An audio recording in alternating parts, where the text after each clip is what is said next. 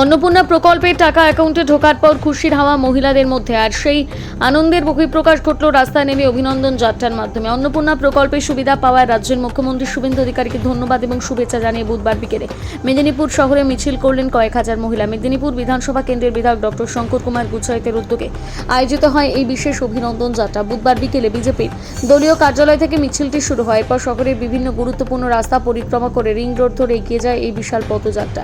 মিছিলে অংশ নেওয়া মহিলাদের হাতে ছিল মুখ্যমন্ত্রীকে ধন্যবাদ জানানোর প্ল্যাকার্ড এবং অন্নপূর্ণা ভান্ডার। এদিনের এই অভিনন্দন যাত্রায় মেদিনীপুর বিধানসভা কেন্দ্রের বিভিন্ন প্রান্ত থেকে 6,000-এর বেশি মহিলা অংশগ্রহণ করেন।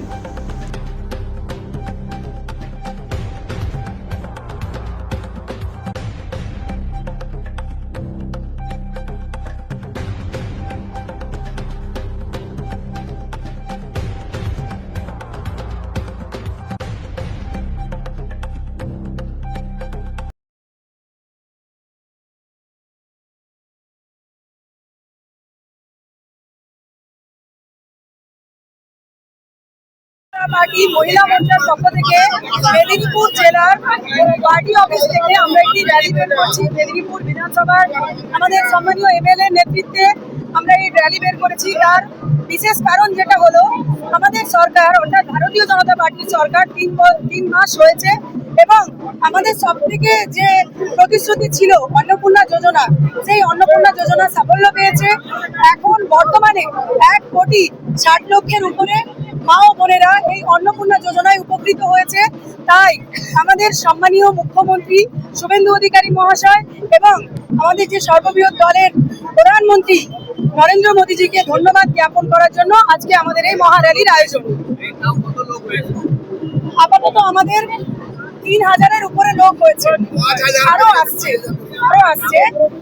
আমার নাম শম্পা মণ্ডল, ডিস্ট্রিক্ট মহিলা মোর্চা প্রেসিডেন্ট।